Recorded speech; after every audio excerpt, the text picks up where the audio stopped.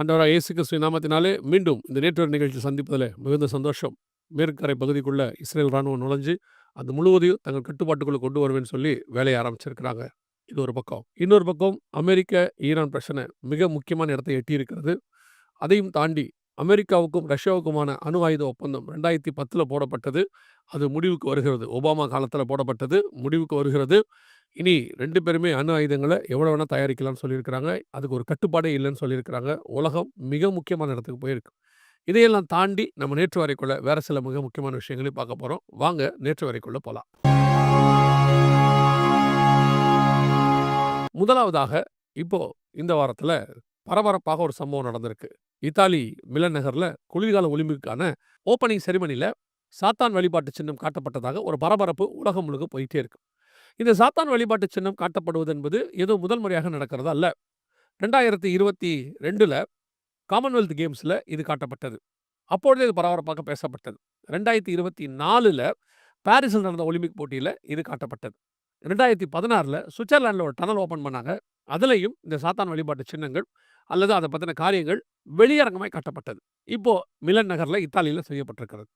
இதெல்லாம் என்ன காட்டிக்கிட்டு இருக்கு அப்படின்னு கேட்டீங்கன்னு சொன்னா, சாத்தான் வழிபாட்டுக்காரர்கள் மிக முக்கியமான இடத்துக்கு அவங்க வந்திருக்கிறாங்க. ஆளுகை செய்கிற இடத்துக்கு வந்திருக்கிறாங்க. தங்களுடைய காரியங்களை எக்ஸ்போஸ் பண்றாங்க அப்படின்னு சொல்லி நம்ம பார்க்கிறோம். இந்த சாத்தான் வழிபாட்டுக்காரர்கள் ஒரு காலத்துல மறைமுகமாக இருந்திருக்காங்க. இவங்களுடைய வழிபாடுகள் எல்லா காலத்திலும் இருக்கு வேதத்துல நீங்க வாசிக்கும்போது. ஆனா இப்போ அவர்கள் வெளியரங்கமா வந்திருக்கிறாங்க. அவர்களுடைய பவர் உலகளாவிய பெரிய பெரிய போஸ்டிங்ல இருக்கு. உதாரணத்துக்கு நான் சொல்றேன். ஐநா சபையில இருக்கு. உலக சுகாதார மையத்துல இருக்கு. இந்த மாதிரி பெரிய பெரிய இடங்கள்ல இந்த சாத்தான் வழிபாட்டுக்காரங்க வந்துருவாங்க. நான் சொல்ற சாத்தான் வழிபாடு அப்படின்னா, பிற கடவுள்களை நான் சாத்தான் என்று சொல்வார்கள் ஒரு சிலர். அதை நான் சொல்லல.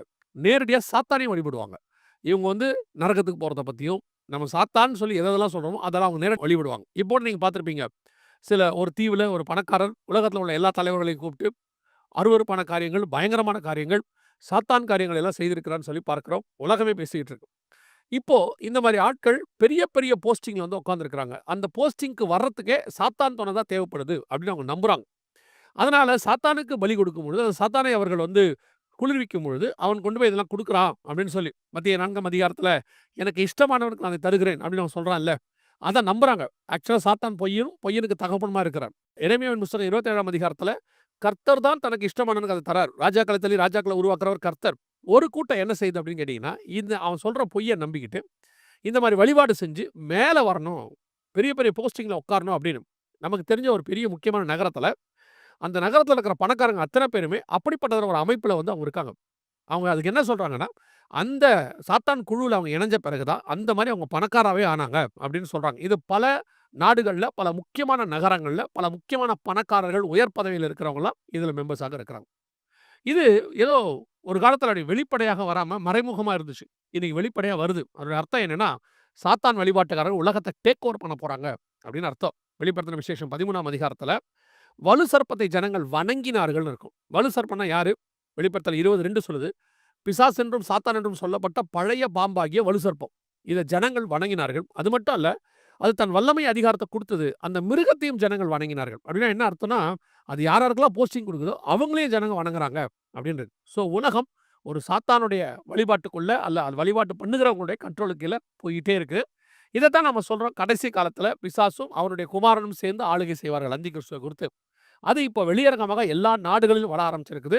அவங்களுடைய சின்னங்கள் அங்கே வைக்கப்படுகிறது. ஒரு அரசாட்சி வருதுன்னா அந்த ராஜாவுடைய சின்னம் அங்க வைப்பாங்க. ஒரு ஒரு ஒரு கவர்மெண்ட் வருதுன்னா அந்த அரசாங்கத்தினுடைய சின்னம் அங்கே இருக்கும். அதே மாதிரி தான் இப்போ சாத்தானுடைய சின்னங்கள் எல்லா இடத்துக்கும் வருது. என்ன சொல்லுதுன்னா, சாத்தானுடைய அதிகாரம் அல்லது ஆளுகை 7 ஆண்டு காலம் பூமியில நடக்கப் போகுது. அதற்கான முன்னடையாளம் வெளிப்படையாக தெரிய ஆரம்பித்திருக்கிறது. நாம் அடுத்த காரியத்துக்கு போக போறோம். இஸ்ரேல்ல ஒரு மிக முக்கியமான ஒரு சர்வே எடுத்தாங்க. ஆச்சரியப்படுற ஒரு சர்வே. அந்த சர்வேவுடைய காரியம் என்ன சொல்லுது அப்படின்னு கேட்டீங்கன்னா, 2050ல அல்ட்ரா ஆர்த்தடாக்ஸ் இஸ்ரேல் வந்து அதிகமாக இருப்பாங்க. 4 பேருக்கு ஒருத்தர் இருப்பாங்க அப்படின்னு. இந்த அல்ட்ரா ஆர்த்தடாக்ஸ் இஸ்ரேல் அப்படின்னா என்னங்க அப்படின்னு கேட்டீங்கன்னா, நாம சொல்லுவோம் இல்லையா, பழமைவாதிகள் அப்படின்னு சொல்லுவோம்.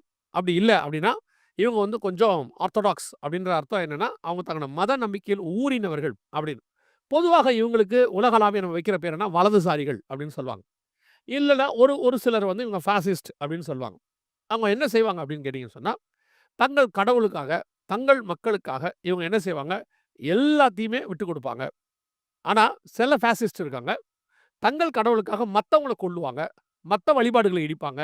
மத்தவங்க வந்து அவங்கவங்க கடவுள தேடக்கூடாதுன்னு சொல்லி இவங்க என்ன பண்ணுவாங்கன்னு கேட்டீங்கன்னா, அவங்களுடைய உரிமைய பறிப்பாங்க. இந்த மாரி ஃபாசிஸ்ட் இருக்காங்க. இந்த ஃபாசிஸ்ட் யாருன்னு கேட்டீங்கன்னா, ஹிட்லர் மாரி ஆட்கள். இந்த ஹிட்லருடையதான வகையறாக்கள் இன்னைக்கு உலகளாவிய எல்லா நாட்டிலயும் இருப்பாங்க. இவங்களுக்கு வந்து இவங்க கடவுள வழிபட்டா புடிக்காது. அவங்க கடவுள அவங்க வழிபடுவாங்க. ஆனா மத்த கடவுள்களையும் வழிபடக்கூடாதுன்னு சொல்லுவாங்க. இது ஒரு வகையான மென்டல் பிரச்சனை இது. ஸோ அவங்கள விட்டுருவோம். அவங்க இருக்கட்டும். இது என்னன்னு கேட்டீங்கன்னா, இவங்க ஆர்த்தடாக்ஸ், அல்ட்ரா ஆர்த்தடாக்ஸ். இவங்க என்னன்னு கேட்டீங்கன்னா, ரொம்ப ஆ பின் பாயிண்ட்டா தங்கள் கடவுள வழிபடுவாங்க. அந்த வசனத்த அப்படியே நியாயப்பிரமாணத்த கைக்கொண்டு, இந்த நியாயப்பிரமாணத்துக்காக வாழ்வாங்க. அப்படிப்பட்டதான ஆர்த்தடாக்ஸ், அல்ட்ரா ஆர்த்தடாக்ஸ் ஜூஸ் இப்போ இன்கிரீஸ் ஆகிட்டே வராங்க அப்படின்னு சொல்றாங்க. ஆனா இத டைம்ஸ் ஆஃப் இஸ்ரேல்ல எப்படி எழுதியிருக்காங்கன்னா, அவங்களுடைய வியூல இருந்து எழுதுறாங்க டைம்ஸ் ஆஃப் இஸ்ரேல். இன்னைக்கு உள்ள ஜனநாயக முறைப்படி, இன்னைக்கு உள்ளதான காரியங்கள் படி அவங்க எப்படி எழுதுறாங்கன்னா, இவங்க வளர்றது வந்து நல்லதில்ல. ஏன்னு சொன்னா இவங்க மிலிட்டரிக்கு வரமாட்டாங்க. இவங்க என்ன செய்வாங்கன்னு கேட்டா, தங்கள் கடவுளுக்காக சேவை செய்றவங்களா இருப்பாங்க. கடவுள் சேவையில மட்டும் இருப்பாங்க. மிலிட்டரில வரமாட்டாங்க. மத்தவங்கள கொல்ல மாட்டாங்க. ஆனா நம்ம ஏற்கனவே ஃபாசிஸ்ட்லாம் எப்படி இருப்பாங்கன்னா, மிலிட்டரில சேர்ந்து மத்தவங்கள கொல்லுவாங்க. அந்த மிலிட்டரி தன் கண்ட்ரோல்ல இருக்கணும். தங்கள் தான் இருக்கணும். அதுல தங்கள் வழிபாட்டுக்காரங்க மட்டும் தான் அதுல இருக்கணும் அப்படின்னு நினைக்கக்கூடிய ஃபாசிஸ்ட் அவங்க. இவங்க அப்படி இல்ல. மிலிட்டரியிலே சேரமாட்டாங்க. இவங்க வந்து கடவுளுக்காக அதுல அந்த கடவுள் வழிபாட்டு முறைமை, அதுல போய் நியாயப்பிரமாணம், தேவாலயம் இப்படியே இருப்பாங்க. இந்த மாரி ஆர்த்தடாக்ஸ் இஸ்ரேலைட்ஸ் இன்கிரீஸ் ஆயிட்டே போறாங்க. இத கவலையாக டைம்ஸ் ஆஃப் இஸ்ரேல் சொல்லுது. என்ன சொல்லுதுன்னா, இவங்கலாம் வளர்ந்துட்டாங்கன்னா, இந்த மாரி ஆட்கள் அதிகமாயிட்டாங்கன்னா, அப்புறம் மிலிட்டரிக்கு ஆள் வராது. அதற்கு பிறகு இந்த மாரி சோசியல் மீடியா இந்த மாரி இடத்துக்குள்ள வரமாட்டாங்க. இவங்க வந்து இந்த மாரி WhatsApp அல்லது வந்துட்டு Facebook அந்த மாரி இடத்துல இவங்க ஈடுபட மாட்டாங்க. இவங்க முழுக்க முழுக்க பைபிள்குள்ள அதான் நியாயப்பிரமாணத்துக்குள்ள இருப்பாங்க. ஆனா நாம பார்க்குற ஃபாசிஸ்ட் எப்படி இருப்பாங்கன்னா, இவங்க வந்துட்டு இந்த மாரி ஒரு மீடியாவோ, WhatsAppஓ எல்லாத்தையும் தங்கள் கையில கண்ட்ரோல்ல வச்சுக்கிட்டு, அந்த மீடியாவையே தன் கண்ட்ரோல்ல வச்சுக்கிட்டு, தான் சொல்றது மட்டும் தான் அங்க புரொபகண்டா பண்ணிக்கிட்டு, மத்தவங்கள அதுல குறை சொல்லிக்கிட்டு, மத்த வழிபாட்டுக்காரங்கள துஷ்பிரயோகம் பண்ணிக்கிட்டு, அவங்கள பத்தினதான நெகட்டிவான கமெண்ட்ஸ போட்டுக்கிட்டு இருப்பாங்க. மீடியாவ தன் கையில வைக்கணும்னு நினைப்பாங்க. ஹிட்லர் மாதிரி. ஹிட்லர் அப்படிதான் செஞ்சாரு. இந்த மாரி ஆர்த்தடாக்ஸ் ஜூஸ் வேற. இவங்க யாருன்னு கேட்டீங்கன்னா, தங்களுக்கு கடவுளுக்காக தங்களை அர்ப்பணிச்சு, நியாயப்பிரமாணத்தின்படி வாழணும் அப்படின்னு சொல்லி, அவங்க ஒரு முழுக்க இருப்பாங்க. சரி இந்த நியூஸ நம்ம ஏன் இப்ப சொல்றோம் அப்படின்னு கேட்டீங்கன்னா, இந்த நியூஸ வாசிக்கும்போது, ஆண்டவர் எனக்கு ஒரு காரியத்த உணர்த்தினார். அதத்தான் உங்களுக்கு சொல்றேன். வெளிப்படுத்தின விசேஷம் 7ஆம் அதிகாரம் 1 முதல் 8 வசனத்துல பார்த்தீங்கன்னா, கடைசி நாட்களிலே, அதாவது இந்த மாரி காலங்களிலே, கடவுளுக்கென்று தங்களை அர்ப்பணித்த, அதாவது தேவனுடைய முத்திரையை பெற்ற 1,44,000 இஸ்ரவேலர்கள் இருப்பாங்கன்னு பைபிள் சொல்லுது. ஒவ்வொரு கோத்திரத்திலிருந்தும் 12,000 12,000 பேர் இருப்பாங்க. இவங்க நியாயப்பிரமாணத்த கரெக்ட்டா ஃபாலோ பண்ணுவாங்க.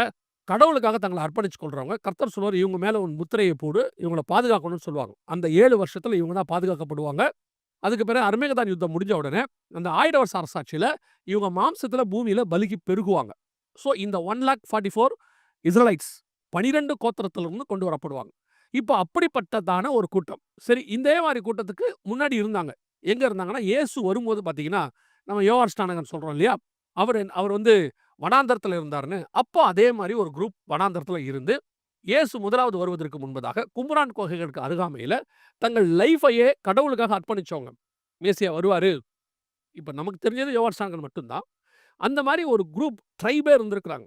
இவங்க எல்லாருமே மேசியா வருவார், நம்ம போக போறோம். ஸோ மேசியாவுக்காக ஒரு சிலர் அதுல கல்யாணமே பண்ணாம கூட இருந்திருக்காங்க. அந்த மாரி காத்திருந்த ஒரு கூட்டம் இருக்கு. ஆர்த்தடாக்ஸ், அல்ட்ரா ஆர்த்தடாக்ஸ் ஜூஸ் அப்படின்னு இஸ்ராயல்ஸ்ன்னு சொல்லுவாங்க. இப்போ அந்த கூட்டம் வந்திருக்கு. என்ன இதுல பெரிய ஆச்சரியம்னு கேட்டீங்கன்னா, 2000 வருஷமா இஸ்ரவேலர்களே கிடையாது. ஒரு ட்ரைபும் கிடையாது. எங்க போனாங்க, ஏது போனாங்கன்னு தெரியாது.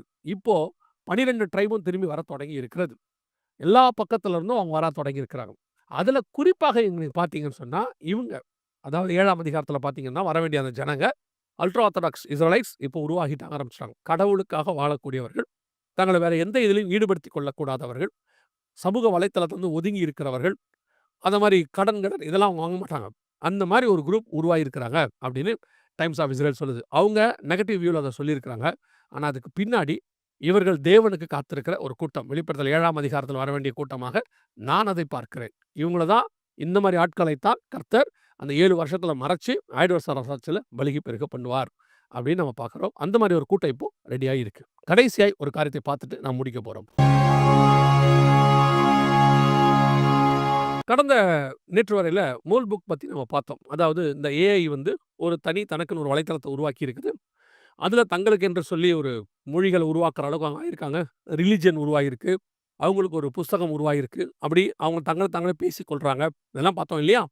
இப்ப அடுத்த கட்டத்துக்கு அது போயிருக்கு. என்ன அப்படின்னு கேட்டீங்கன்னா, இவங்க ஹியூமன் ஹையரிங் அப்படின்னு சொல்றாங்க. அதாவது மனிதனை வேலைக்கு எடுக்கிறதுக்காக இப்ப அவங்க அனவுன்ஸ்மென்ட் குடுத்துருக்காங்க. அவங்களுடையதான உலகத்துக்கு உலகம்னா நீங்க ஏதோ வேற எதுவும் நெனச்சிராதீங்க. நம்ம Facebookல இருக்கிற மாரி மெட்டாவர்ஸ் அப்படிலாம் கிடையாது. இந்த உலகத்திலேயே இப்போ ஏஐ கண்ட்ரோலுக்கு மொத்தமா போயிட்டு இருக்குது. சிஇஓஸ் எல்லாமே ஏஐ இருக்காங்க. சில வேலைகளை மனுஷங்கள வச்சு செய்யணும். மனுஷங்களுக்கு தான் செய்ய முடியும். அந்த வேலைக்கு அவங்க ஆள் எடுக்குறாங்க. முதல்ல நாம என்ன பண்ணியிருந்தோம், நம்ம வேலைக்கு ஏஐய யூஸ் பண்ணிட்டு இருந்தோம் இல்லையா? இப்போ அட்வான்ஸ்ட் ஆயிட்டு இருக்கு. இப்போ எப்படி ஆயிருச்சுன்னா, ஏஐ வந்து எல்லாத்தையும் நடத்துது. ஒரு ஆர்கனைசேஷன ஏஐ ஒரு உதாரணத்துக்கு சொல்றேன். ஒரு ஆர்கனைசேஷன், ஒரு ஃபேக்டரி முழுக்க ஏஐ. அதுல ஒரு சில வேலைகள் வந்து மனுஷங்க தேவைப்படுறாங்க. அவங்க இப்ப என்ன பண்ணியிருக்காங்கன்னா, அந்த ஜாப் ஆஃபர் கால் ஃபார் பண்ணியிருக்காங்க. பண்ணிட்டு, இந்த வேலைக்கு இந்த மாரி ஆட்கள் வேணும். உலகளாவிய அதான் ரொம்ப இம்பார்ட்டன்ட். உலகளாவிய. எந்தெந்த நாட்ல இருக்கீங்களோ, நீங்க எந்த ஹவர்ஸ்ல ஒர்க் பண்ண முடியும்? ஒரு ஹவருக்கு உங்களுக்கு எவ்வளவு சேலரி? அப்படியெல்லாம். அது பவுண்டா இருந்தா பவுண்டு, டாலரா இருந்தா டாலர், ரூப்பீஸ் இருந்தா ரூப்பீஸ். இப்படி ஒரு ஏஐ உடையதான ஒரு காரியம் அடுத்த முன்னேற்றத்துக்கு வந்திருக்குது. கவனிங்க, ஒரு காலத்தில் இந்த ஏஐ ரோபோட்ஸ் என்பது நமக்கு ஒரு வேலைக்காரர்கள் போல வந்தது. ஒரு டெக்னாலஜியா இருந்துச்சு அது. ஆனா வரும்போது கர்த்தர் உணர்த்தினாரு. அதுக்கு முன்னாடி ஹியூமனாய்ட் ரோபோட்ஸ் இருந்துச்சு. இது எல்லாத்தையும் பார்க்கும்போதே நமக்கு நல்லா தெளிவா தெரியுது.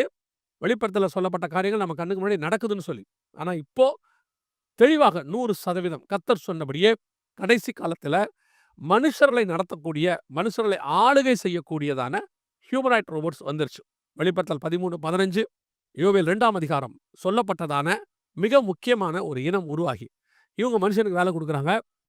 இப்ப யோசிச்சு பாருங்க. கொஞ்சம் கொஞ்சமா இவங்க பெருகிருவாங்க. ஒரு பீரியட்ல மனுஷ சமுதாயம் நெறையா இருந்துச்சு. அதே நேரத்தில வேலை பார்க்கறதுக்கு மிஷின்ஸ் நம்ம கொண்டு வந்தோம். இப்ப மிஷின்ஸ் நெறையா இருக்கு. வேலை பார்க்கறதுக்கு மனுஷன கொண்டு வந்திருக்கு. இப்ப நம்ம கேட்கலாம், அதான் மனுஷன் நெறையா இருக்கிறானே! அப்படி இருக்கும்போது, எதுக்கு இந்த மனுஷன் போய் இவங்ககிட்ட வேலை செய்யணும்? அப்படின்னு கேட்டீங்கன்னா, இன்னும் ஒரு சில காலங்களில நம்ம பார்க்கிறபடி, வெகு சீக்கிரத்தில 3ஆம் உலக யுத்தம் வரும். அதில பெரும்பான்மையான மக்கள் வந்து அழிக்கப்படுவார்கள். பாப்புலேஷன். அதுக்கு போன பிறகு நமக்கு வேலைக்கு மக்கள் தேவைப்படுவார்கள். அதையும் தாண்டி இன்னும் 4ஆம் உலக யுத்தம்லாம் இருக்கு. ஆல்பர்ட் ஐன்ஸ்டீனே அத பத்திலாம் பேசி வச்சிருக்கிறாரு. இருக்கு. பைபிள் படியும் ஒண்ணு நடக்கும். அப்படி நடக்கும்போது, அதுல 3ல் 1 பங்கு ஜனங்கள் மரித்து போவார்கள். அப்புறம் பார்த்தீங்கன்னா, மனுஷனே இருக்க மாட்டான். இன்னைக்கு இருக்கிறதுல பாதி இருந்தா பெரிய விஷயம். அந்த காலத்திலேயும் அவர்களுக்கு அது தேவைப்படும். ஸோ, மனுஷனை ஆளுகை செய்யக்கூடிய, மனுஷனை நடத்தக்கூடிய, உலகத்தை ஆளுகை செய்யக்கூடிய ஏஐ, ஹியூமனாய்ட் ரோபோட்ஸ் எல்லாம் இப்பொழுது ரெடியாக இருக்கு. அது மனுஷன ஹையர் பண்ண தொடங்கியிருக்கு. கொஞ்சம் கொஞ்சமா மனித சமுதாயம் மிஷின்ஸ் கையில அடிமையாயி போயிட்டுருக்கு. ஒரு காலத்தில மிஷின்ஸ் நம்ம டிபெண்டபிளாக இருந்தோம். வேற வழி இல்லாம இப்ப ஃபோனே இருக்கு. நம்ம டிபெண்டபிள் ஆயிட்டோம். ஃபோன் இல்லாம இப்ப வாழ முடியாதுங்கிற இடத்துக்கு நம்ம லைஃப் ஸ்டைல் வந்துருச்சு. அப்படியே நீங்க வாழணும்னு முடிவு பண்ணீங்கன்னா, இன்னைக்கு நீங்க பழமவியாதி ஆயிடுவீங்க. அல்லதுனா உலகத்த விட்டு ஒரு 25 வருஷம் பின்னாடி போன ஆள் மாரி ஆயிடுவீங்க. அப்படி நான் ஃபோன் இல்லாம வாழப் போறேன் அப்படின்னு முடிவு எடுத்தீங்கன்னா.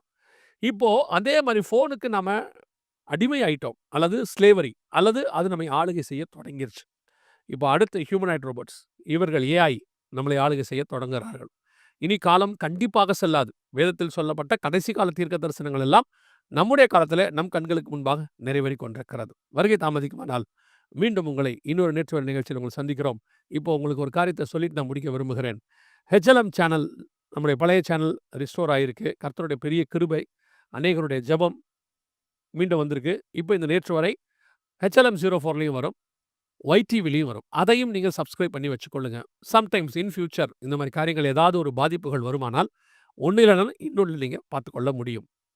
கர்த்தருடைய வருகை தாமதிக்குமானால் மீண்டும் உங்களை சந்திக்கிறோம். God bless you.